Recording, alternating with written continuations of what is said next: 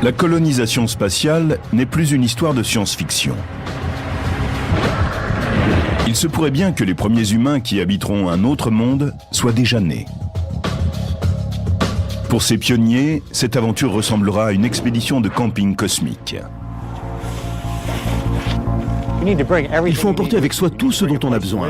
Il faut emporter son habitation, la nourriture qu'on mangera, l'eau qu'on boira. Sur Terre, au moins, on n'a pas à se soucier de l'air qu'on respire, mais quand on va dans l'espace, il faut aussi y penser. On doit prendre avec soi tout ce dont on aura besoin. Si quelque chose manque ou casse, ça peut tourner au désastre. Il faut avoir tout sous la main et que cela marche. C'est de cela que dépendra le succès de la colonisation spatiale.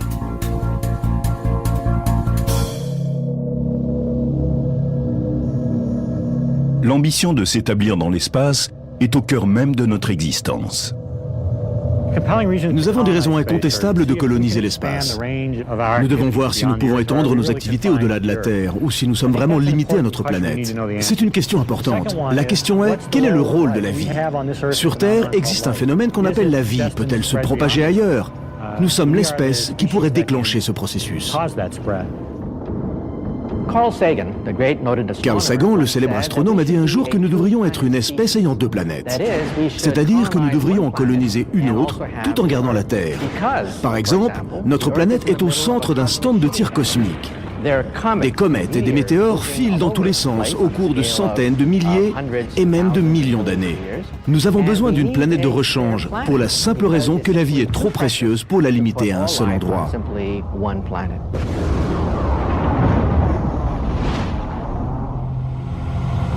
Dans l'infini de l'espace, il y a une destination parmi toutes qui, aux yeux des experts, offre les meilleures conditions pour une colonisation.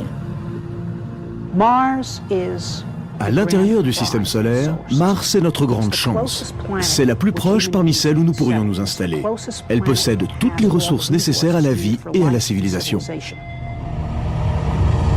Mars est la 4e planète à partir du Soleil. Elle est 2 fois plus petite que la Terre et se situe à 47 millions de kilomètres lorsqu'elle est au point le plus proche de son orbite. Les Romains associaient sa couleur rouge à l'hostilité et lui ont donné le nom de leur dieu de la guerre. Pourtant, loin d'être une ennemie, Mars possède tout ce qu'il faut pour être la planète la plus habitable après la Terre. Les gazeuses ne possèdent pas de sol. Parmi les planètes intérieures, Mercure est trop dangereusement proche du Soleil. Vénus, à peu près de la même taille que la Terre, est maintenue à une température de 465 degrés par un effet de serre redoutable. Elle est aussi soumise à une pression atmosphérique qui écraserait tout colonisateur. Mars génère sa propre chaleur et possède une pression atmosphérique très basse qui ferait bouillir puis geler votre sang. Mais les combinaisons spatiales pressurisées permettraient de surmonter ce danger. Et quand il fait froid sur Mars, les températures n'atteignent que 20 à 40 degrés au-dessous de zéro. Des hommes pourraient facilement y vivre, avec une protection appropriée. Et surtout, avec son atmosphère riche en dioxyde de carbone, la planète rouge semble posséder les ressources naturelles dont nous avons besoin pour assurer le succès d'une colonisation. Sur Mars, il y a du dioxyde de carbone à partir duquel on peut extraire de l'oxygène et produire des carburants. On trouve de la vapeur d'eau dans l'atmosphère ainsi que dans les calottes polaires. Le sol de Mars, le régolithe, contient des minéraux et différents éléments dont nous avons besoin pour établir une colonie. Aujourd'hui, Mars est un désert glacé. Mais des images prises par les sondes spatiales font clairement apparaître des marques d'érosion. Cela signifie non seulement qu'il y a eu autrefois de l'eau à la surface, mais aussi que celle-ci a pu soutenir des formes de vie. Si l'on trouvait la preuve que Mars ait abrité la vie et le puise de nouveau, on passerait alors de l'établissement d'une base à court terme sur son sol à celle d'une colonie.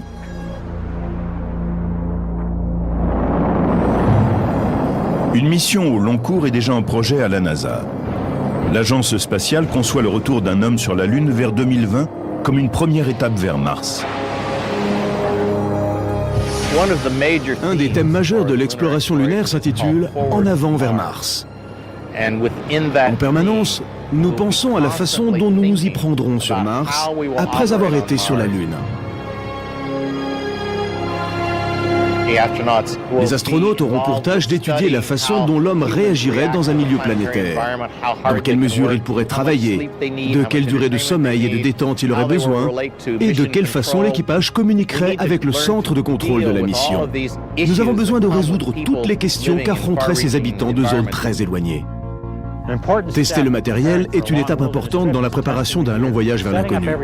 Il faut tout installer dans cet endroit reculé, s'assurer jusque dans les moindres détails qu'on a tout ce qu'il faut et que cela fonctionne. L'installation d'une base sur la Lune est un entraînement avant de faire la même chose sur Mars. Nous apprenons, il est indispensable que tout fonctionne sans accroc.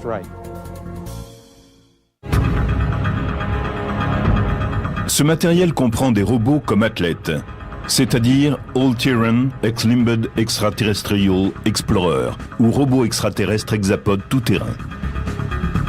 Athlete est conçu pour transporter des cargaisons importantes sur la Lune, puis sur Mars. Le module d'habitation serait l'élément le plus lourd. C'est le plus grand de tous les robots conçus par l'homme.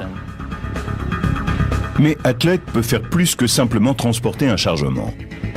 Il est équipé sur chaque côté de caméras à haute définition, qui permettent une vision stéréoscopique de l'environnement du véhicule et qui peuvent ensuite la transmettre à un opérateur basé sur la planète, dans un vaisseau en orbite ou sur Terre. Et chaque pied de l'engin est doté de son propre couteau suisse. Voici par exemple ce que je peux faire. Je peux aller vers un des pieds de l'engin et en sortir un outil pour creuser dans le sol. Il comprend aussi des pelles, des trépans, des forêts, des marteaux-piqueurs et des tas d'autres outils. Ce qui est également très intéressant, c'est que si un des pieds d'athlète a un problème, les deux autres pieds adjacents, à l'aide de leurs outils, peuvent déconnecter celui qui est en panne et l'abandonner sur place. Grâce à des robots comme Athlete, les astronautes pourront établir une base à long terme sur la Lune et voir s'il est possible d'y rester sans aide extérieure. D'après la NASA, c'est alors seulement que nous saurons si nous sommes prêts pour aller sur Mars. Ce sera un vrai test pour voir comment l'on peut vivre dans l'espace.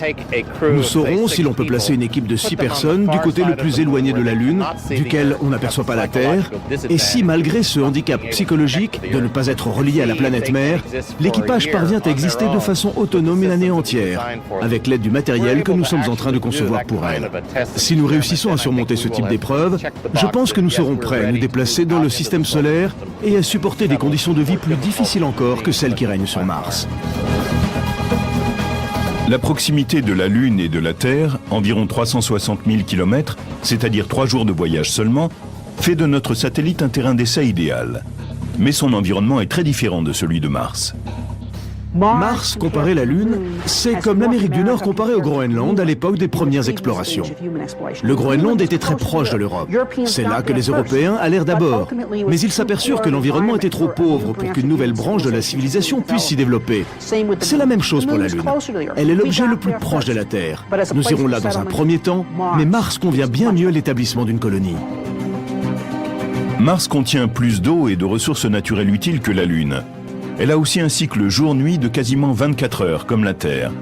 C'est pour ces raisons que la Mars Society et sa branche française, l'association Planète Mars, composée de chercheurs, d'astronautes et d'amateurs ayant pour but de promouvoir l'exploration et la colonisation de Mars, pensent que nous devrions nous rendre directement sur la planète rouge. Mars Direct est un plan qui a pour objet d'envoyer des hommes sur Mars sans recourir à des engins spatiaux de science-fiction ni passer par une base lunaire. Le projet de la mission Mars Direct prévoit 2 lancements. Le premier consiste à envoyer un véhicule de retour, ou ERV, sur Mars. On le dépose sur Mars, ensuite on met en marche une pompe et l'on aspire l'air martien qui est composé en grande partie de dioxyde de carbone. On le fait réagir avec un petit peu d'hydrogène pour produire un grand volume de méthane et d'oxygène qui est le carburant utilisé par la fusée.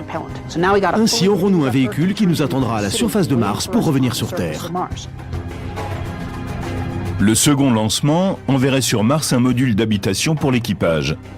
Après avoir effectué leur mission, les astronautes monteraient à bord pour revenir sur la Terre et laisseraient derrière eux le module. À chaque mission, on ajoute un nouveau module d'habitation à la base martienne, si bien qu'après quelques voyages, nous aurons construit les prémices de la première colonie humaine de ce nouveau monde. Tout cela est parfaitement dans nos capacités technologiques. La question est simplement d'avoir un peu de courage. Mais pour les sceptiques, le plan de la mission Mars Direct est voué à l'échec. Si nous tentons d'aller directement sur Mars, la première étape demanderait quelques 20 ans de préparation et d'essai. Au bout de ce temps, le public serait lassé. Nous pensons donc aller sur la Lune assez rapidement pour que le public reste passionné par l'exploration spatiale et nous soutienne. Cette étape nous permettra ensuite d'aller sur Mars, peut-être plus vite même, car nous serons en confiance. Et ce sera moins risqué pour l'équipage. Le voyage vers Mars, que ce soit une mission Mars Direct ou qu'il intervienne après une étape lunaire, n'est jamais que le premier pas vers la colonisation de la planète. Le trajet pour aller sur Mars représentera un défi aussi grand que d'y vivre. Passer cette épreuve sera le test suprême de la résistance humaine.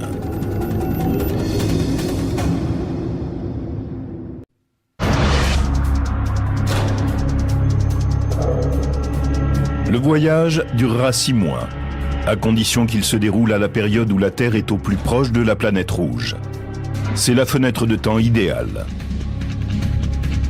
La Terre et Mars tournent autour du Soleil, mais à des vitesses différentes. Tous les 2 ans, la Terre et Mars sont du même côté du Soleil. C'est le moment où elles sont le plus rapprochées. Il ne faut que 6 mois pour aller de l'une à l'autre. Quand la Terre et Mars sont chacune d'un côté du Soleil, ce n'est même pas la peine d'y penser. Technologiquement, nous devons encore attendre pour faire un voyage en ellipse. Il faut développer de nouveaux engins avant d'envoyer une mission habitée vers Mars. Mais nous n'avons pas besoin de nouvelles technologies. Nous savons comment fabriquer tout ce dont nous avons besoin.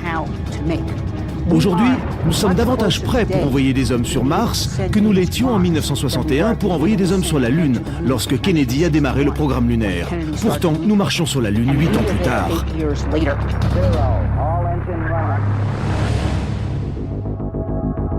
Ce nouveau matériel hardware comprend Ares, la prochaine génération de fusées capable d'emporter un module d'habitation sur la Lune et même au-delà. Les Ares sont prêts à décoller depuis peu. Elles sont de la taille de Saturne V, fusée du programme d'Apollo, et comprennent 6 étages. Saturne V est la fusée la plus grande et la plus puissante qu'on ait jamais construite. Elle était capable de mettre 53 tonnes en orbite lunaire. Mais les Ares, avec des boosters supplémentaires, seront capables d'emporter un chargement de 22 tonnes supplémentaires à chacun de leurs voyages sur la Lune. Si vous avez de très grosses fusées, vous pouvez avoir plusieurs lanceurs qui assembleront le vaisseau spatial allant vers Mars. Cette grande fusée est vraiment née du désir de nous diriger vers Mars dans nos projets d'exploration.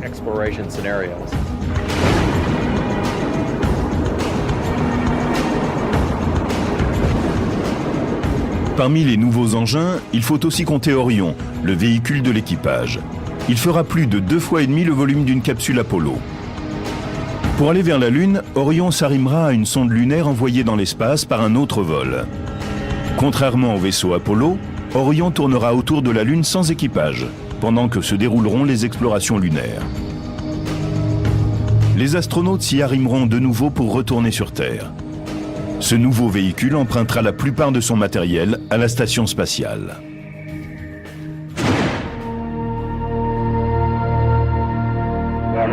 Il n'y a pas beaucoup de touristes par ici. L'astronaute Jerry Linenger, aujourd'hui à la retraite, a passé près de 5 mois à bord de la station spatiale russe Mir en 1997. C'est presque aussi long que le voyage pour Mars. Au cours de cette longue mission, il a surmonté de nombreux dangers, y compris un incendie, le plus important qu'on ait connu dans un vaisseau en orbite. Une fuite de substances chimiques a provoqué un embrasement de 90 secondes et mis en danger l'équipage. Il nous a sauvé la vie, ce sont les appareils à oxygène. Heureusement, dès que l'incendie s'est déclaré, ils se sont mis en marche très rapidement. Si quelqu'un connaît les équipements hardware, y compris les systèmes de protection d'un vaisseau spatial habité en route vers Mars, c'est bien lui. En bas sur Terre, on considère tout comme acquis. Quand nous sommes à l'extérieur, nous avons la lumière du soleil et de l'air frais tout autour de nous. Dans l'espace, il faut le fabriquer. Il faut produire son oxygène. On est dans un écosystème fermé. Il faut recycler tout ce qu'on peut. Les toilettes se plient à la même loi. Elles sont très simples. Nous collectons l'urine avec un petit entonnoir ou une petite ventouse. Ce tube est un urinoir mâle ou femelle? Nous collectons l'urine et la convertissons en eau, que nous transformons ensuite en oxygène. Nous respirons donc notre urine dans l'écosystème fermé dans lequel nous vivons. J'espère que vous aurez une pensée pour nous qui sommes dans cette station spatiale.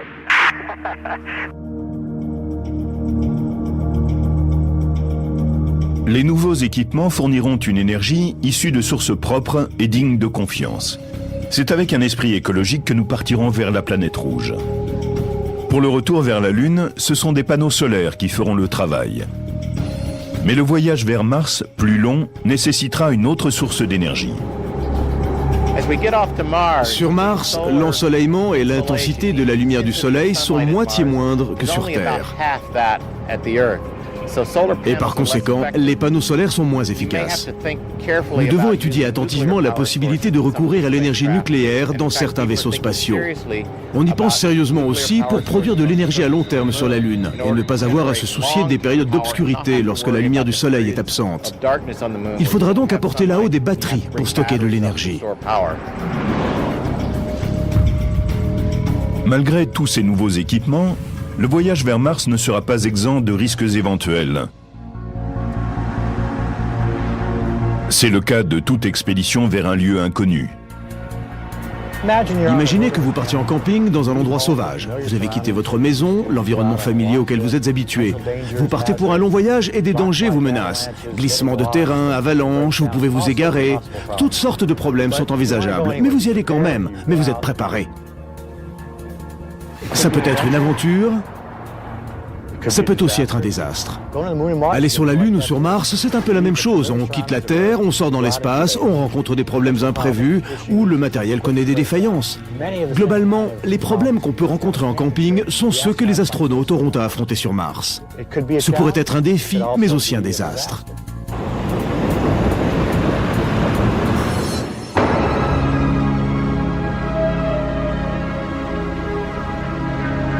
Le risque majeur que rencontrera l'équipage, c'est d'être de façon prolongée en apesanteur, dans un milieu où la gravité est nulle.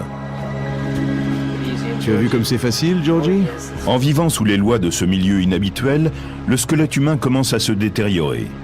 Il subit une perte importante de calcium, qui peut atteindre un seuil critique au-delà duquel il devient difficile de régénérer les os, car le nombre de cellules osseuses diminue. On flotte 24 heures par jour. Et très intelligemment, le corps se met à s'adapter physiologiquement à ces nouvelles conditions. Pour contrebalancer ce processus, il faut tenter de garder ses forces et faire de l'exercice sur un tapis de jogging pendant 1 heure 2 fois par jour.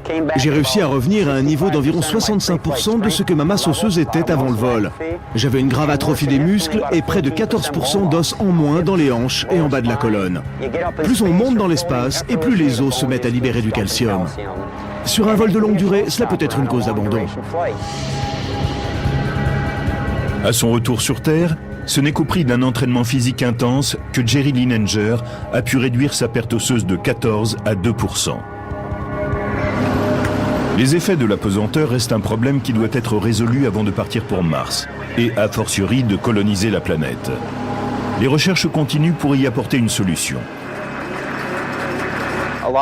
On a pensé à créer une gravité artificielle. Si le vaisseau spatial tourne sur lui-même, il génère une force centrifuge. Les objets sont attirés vers la surface du vaisseau, créant donc une gravité artificielle qui pèserait sur les os. Car en apesanteur, les fluides se déplacent et les os ne subissent aucune charge. On perd environ 2% de masse osseuse par mois. Or, il faut que les équipages soient en forme une fois arrivés sur Mars. Personne n'a encore construit ce type d'engin rotatif et personne ne veut être le premier. Mais la plupart des spécialistes pensent que le seul moyen de mener à bien une mission sur Mars est de passer par la gravité artificielle. Les missions se dirigeant vers Mars devront aussi faire face aux dangers que représentent les tempêtes solaires et les explosions de particules à haute énergie libérées par le Soleil qui pourraient anéantir un équipage non préparé. Les radiations sont un des éléments de risque qui nous obligent à procéder à de nouveaux développements technologiques sur les futurs véhicules. Mais le plus facile est de concevoir un abri contre la tempête. Si, d'une manière ou d'une autre, on arrive à être informé de l'imminence de tempêtes solaires, ce grâce à des satellites de navigation et aux relais terrestres, on peut se mettre à l'abri, attendre, puis retourner dans le vaisseau spatial. De même, sur Mars, si l'on était prévenu de l'arrivée imminente d'une tempête, on pourrait gagner un refuge. Rien que le voyage pour se rendre sur Mars en vue de coloniser la planète est un défi sans précédent. Les immenses risques encourus seront récompensés par une gloire historique. La décision la plus importante est de choisir les astronautes qui accompliront cet exploit. Vous pensez avoir les qualités nécessaires pour devenir un pionnier de l'espace? Alors prenez votre tour, car certains sont déjà en train de s'entraîner.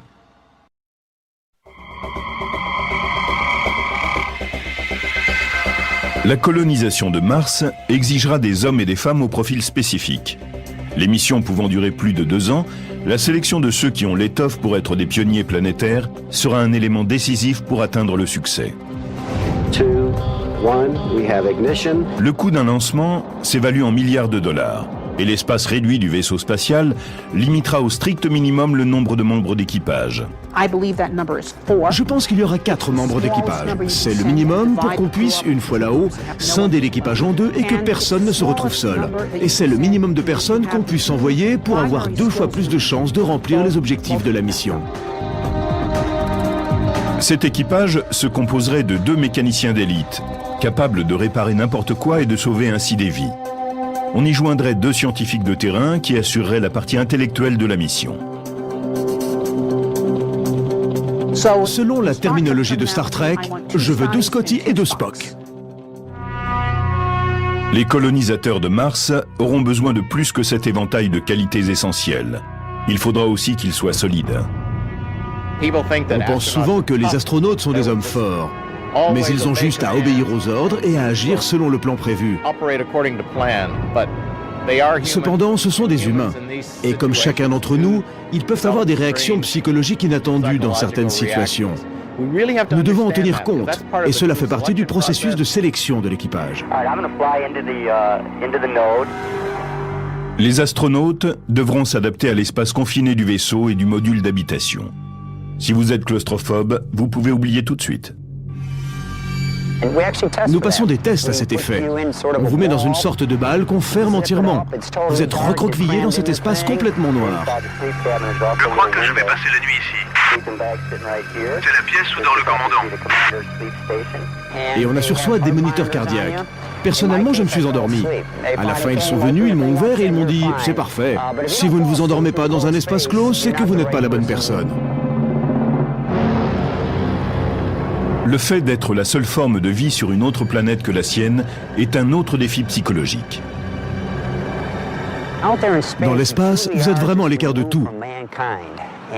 Sur Terre, vous considérez comme acquises les relations que vous avez avec vos collègues, vos amis, votre famille. Mais là-haut, d'un seul coup, vous vous retrouvez dans un isolement comme vous n'en avez jamais connu auparavant. Si vous n'êtes pas tout à fait bien dans votre peau, vous risquez de vivre des moments très difficiles.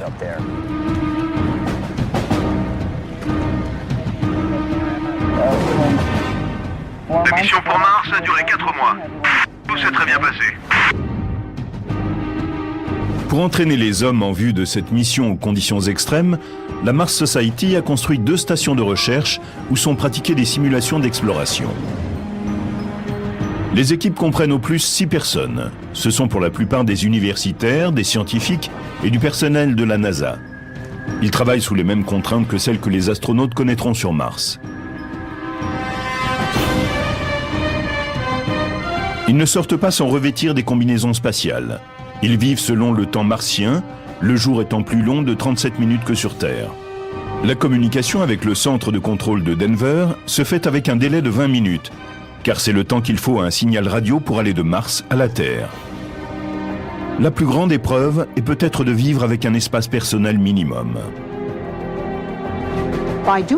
C'est comme ça qu'on découvre ce qui peut fonctionner sur Mars et ce qui est impossible. Quel assemblage de talents et de caractères on doit avoir dans une équipe? Quelles technologies semblent être les mieux adaptées à cette mission? Comment organiser l'équipe? Qui devrait commander? Jusqu'à quel point on peut rationner l'eau et garder le moral pour assurer ce type de tâches? Ce n'est pas comme une mission lunaire qui ne dure qu'une semaine et où l'on a parfois 3 pilotes d'essai qui, sur ce laps de temps, n'ont pas besoin de s'apprécier pour faire leur travail. Les équipages se rendent d'abord à la station de recherche située à l'extérieur de Hanksville, dans l'Utah, pour de courtes missions de 2 semaines.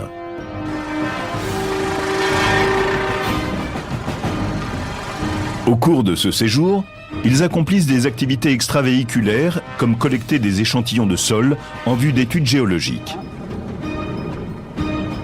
Après avoir terminé leur travail dans le désert, ils sont prêts à rejoindre la station de recherche de l'île Devon, dans le Grand Nord canadien, pour des missions qui durent jusqu'à 4 mois. À cause de son isolement, l'île Devon est l'endroit idéal pour mener ce type d'expérience. C'est l'île inhabitée la plus vaste au monde. On n'y trouve quasiment aucun signe de vie, si ce n'est quelques bactéries et des algues qui s'accrochent aux rochers. Et le cratère où est localisée la station de recherche ressemble à ce qu'on trouverait sur n'importe quelle planète. De plus, il y a beaucoup de permafrost dans l'Arctique. Y creuser à la recherche de vie microbienne est assez proche de ce qu'il faudrait faire sur Mars. On va sortir pour des recherches extravéhiculaires. Il faut explorer la zone. En plus de mener des recherches sur le terrain, les scientifiques des 2 stations s'observent mutuellement afin d'étudier ce qu'on appelle les facteurs humains. Ces recherches consistent à observer les relations entre les hommes et leurs ordinateurs, les interactions entre les hommes et leur environnement et entre eux. En découvrant comment on réagit vis-à-vis d'autrui dans différentes situations, on peut comprendre comment l'équipage réagira. Beaucoup de ce que nous observons semble évident, mais nous n'y avions pas vraiment prêté attention auparavant. Par exemple, la première chose qu'on apprend, c'est que l'exploration sur le terrain est une épreuve très physique quand on porte une combinaison spatiale. Or, ce qu'on peut arriver à accomplir est très dépendant de sa forme physique. Qu'est-ce que cela signifie? Eh bien, qu'il n'est pas question d'aller sur Mars avec un niveau de gravité 0 si l'on veut travailler, parce qu'on ne serait pas en bonne condition physique. Une autre recherche importante a été de déterminer quel volume minimum d'eau il fallait à l'homme pour survivre. Comparé aux 400 litres d'eau qu'on utilise en moyenne sur Terre, cela représente une goutte d'eau dans l'océan. Nous avons découvert qu'avec un rationnement très minutieux et un équipage motivé, on pouvait limiter la quantité d'eau à 10 litres par jour et par personne, en se servant d'éponges pour se laver au lieu de prendre des douches quotidiennes et en économisant chaque goutte. Quand on descend en dessous de ce volume, cela influe sérieusement sur le moral. C'est un chiffre très important à connaître pour l'ingénieur qui conçoit la mission et décide de la masse à embarquer. La Mars Society partage avec la NASA certaines expériences effectuées dans les stations de recherche de l'Arctique et du désert. L'agence spatiale va étudier ces découvertes pour planifier sa future base sur Mars, la prochaine étape pour coloniser la planète rouge. À bientôt l'espace.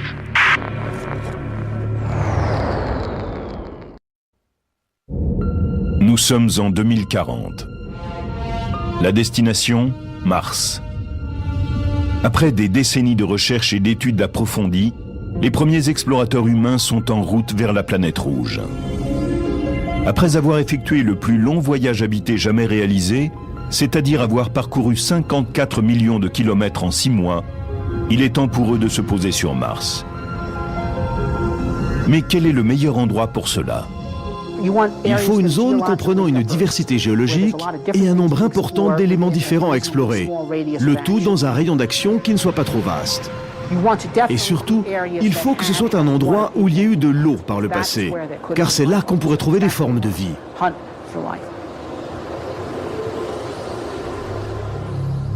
Il sera aussi préférable de se poser dans les régions tempérées ou tropicales de la planète, plutôt que d'aller dans un endroit plongé dans l'obscurité durant 12 mois. Selon ces critères, le meilleur endroit se situerait au nord de Valle Marineris, au centre de plusieurs zones convoitées. C'est non loin de là que se sont posées les sondes Pathfinder et Viking 1.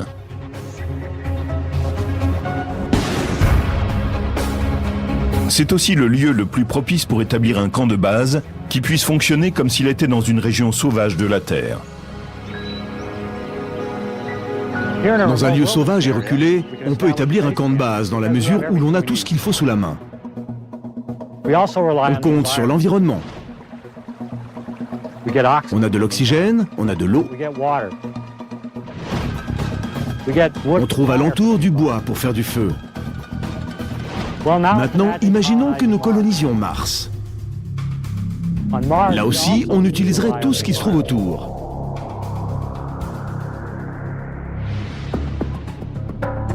La colonisation de Mars nécessiterait un apport en oxygène, que nous pourrons obtenir en utilisant le dioxyde de carbone de l'atmosphère. Il faudra faire pousser des plantes pour se nourrir, tirer de l'eau de l'atmosphère. Il faudra associer les ressources disponibles sur place et le matériel que nous aurons apporté pour coloniser l'espace avec succès. Une fois la base établie, l'objectif des premières missions sera de chercher des indices d'une vie passée ou présente.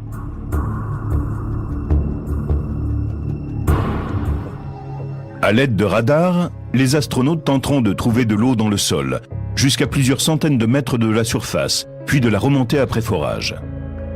Dans leur module d'habitation, ils étudieront sous microscope des échantillons pour voir s'ils contiennent des indices de vie. Si cette recherche se révèle fructueuse, il leur sera ensuite possible de construire des serres et de cultiver des produits agricoles en utilisant l'eau, le sol et la lumière solaire de Mars. Pendant qu'ils rechercheront des formes de vie, ces pionniers auront à lutter contre une force qui pourrait rendre impossible la colonisation de Mars. Il s'agit de la gravité. Sur Mars, la gravité est 3 fois moindre que sur Terre. Nous ignorons si cela sera suffisant pour garder les os et les muscles en bon état.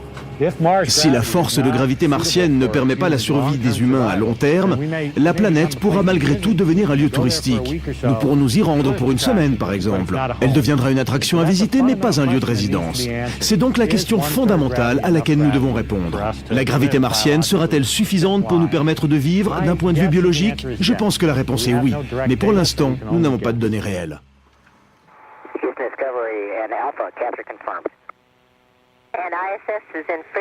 Il sera d'une importance vitale d'avoir des données réelles, ainsi que de pouvoir communiquer avec la Terre.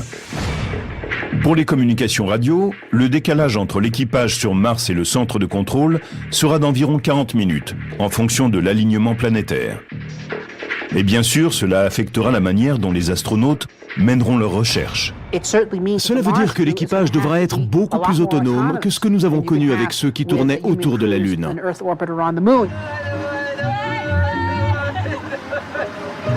On ne pourra pas leur dire « Bien, maintenant 2 pas sur la gauche, puis vous vous dirigez vers telle pierre ». Ils devront prendre eux-mêmes leurs décisions.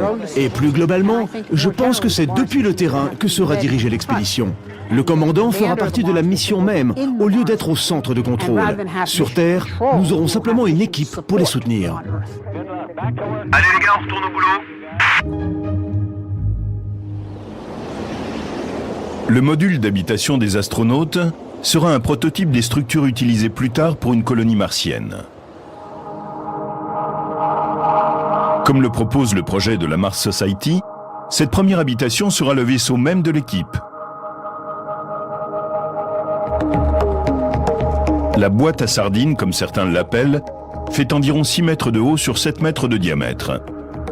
Elle se compose de 2 ponts, le pont supérieur pour les cabines et un espace commun, et le pont inférieur pour le labo et l'espace de travail.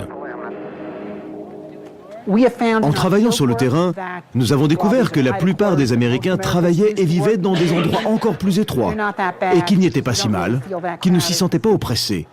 Par conséquent, nous tendons à avoir des couchettes très petites pour maximiser l'espace commun où l'équipage pourra se détendre.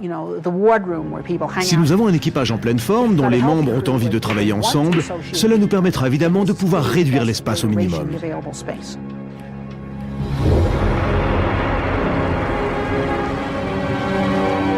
Lorsque les pionniers venus coloniser Mars deviendront plus nombreux, il sera sans doute plus sûr de déplacer sous terre cette communauté en expansion. C'est un endroit terriblement dangereux. Des tempêtes de sable peuvent s'abattre sur les implantations et les balayer. Il y a aussi de puissants rayons ultraviolets extrêmement dangereux. On voudra assurer la sécurité de ces colons et la possibilité qu'ils se reproduisent. Ils voudront un endroit pour élever leurs enfants. Et ils ne voudront pas faire ça à la surface. Ils préféreront aller en dessous. Dans ces conditions, ces lieux de vie sous la surface ressembleraient sans doute à de grands centres commerciaux bien éclairés, alimentés en énergie nucléaire et solaire. Ce ne serait pas une vie désagréable, à condition de jouir de la technologie existante et d'être soutenu par le monde extérieur.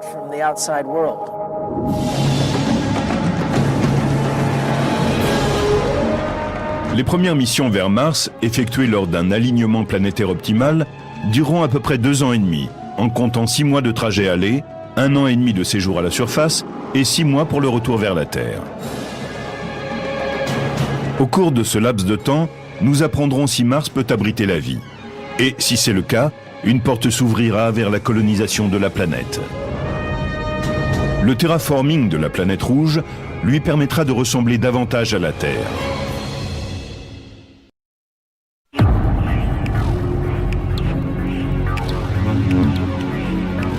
Selon les défenseurs de la colonisation spatiale, quand on aura établi une base autonome sur Mars, l'étape suivante sera le terraforming de la planète, afin qu'elle soit aussi semblable que possible à la Terre.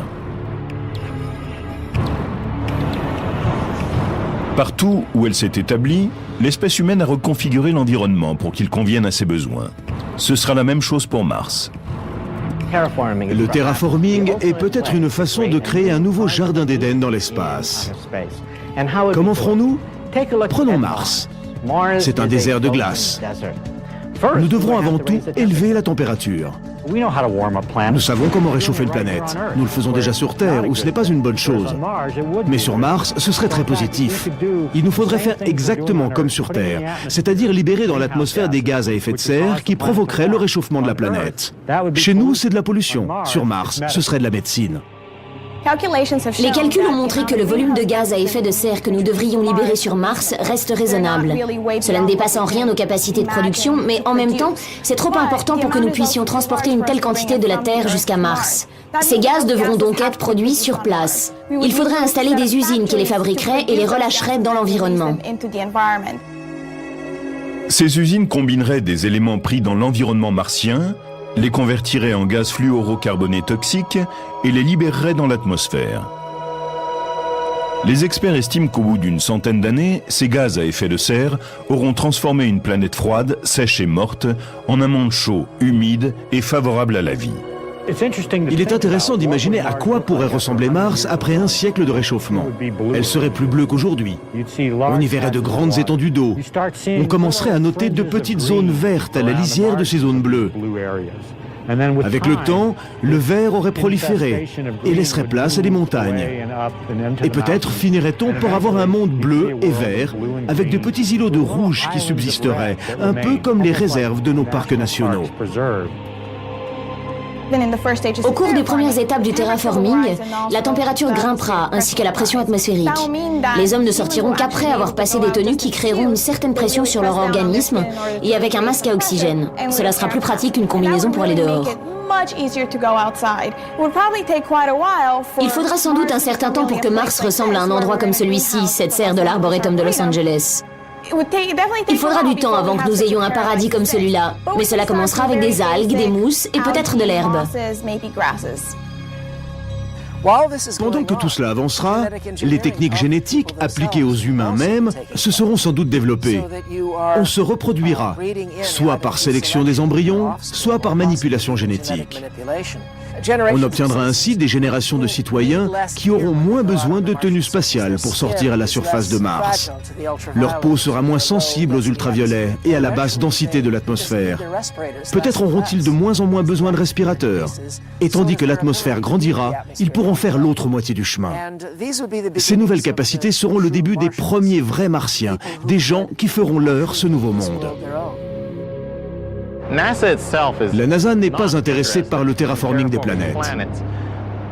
En partie parce que cela a l'air d'être de la science-fiction, mais aussi parce que cela soulève de véritables questions éthiques. Beaucoup pensent que les hommes ne devraient pas aller dans l'espace, car ils détruiront tout comme nous l'avons fait sur notre propre planète.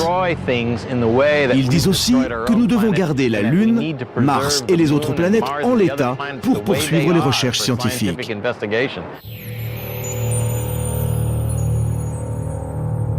Les générations futures devront résoudre la question du terraforming de Mars.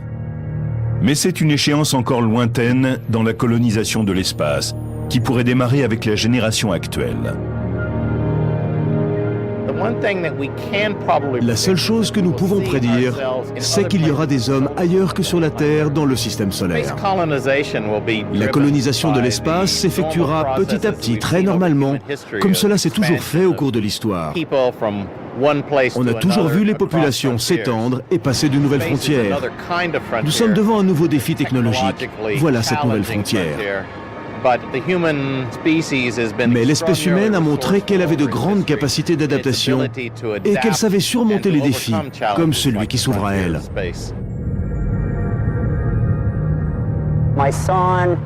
Un jour, mon fils suivra peut-être les traces de son père. Je serai terriblement fier de le voir emprunter la même voie que moi.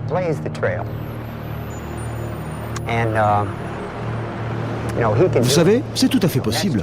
Qui sait ce que fera la prochaine génération?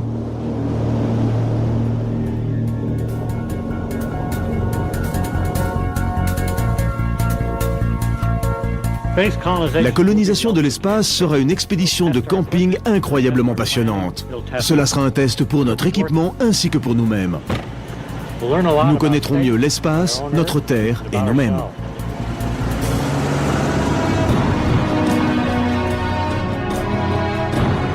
Quoi qu'il arrive, que ce soit sur Mars ou ailleurs, peut-être même au-delà de notre système solaire, la colonisation de l'espace aura pour moteur le désir, non pas de planter un drapeau, mais plutôt une graine. Dans l'avenir, quand nous regarderons les cieux et que nous demanderons « Il y a quelqu'un là-haut ?» la réponse pourrait être simplement « Oui, nous ».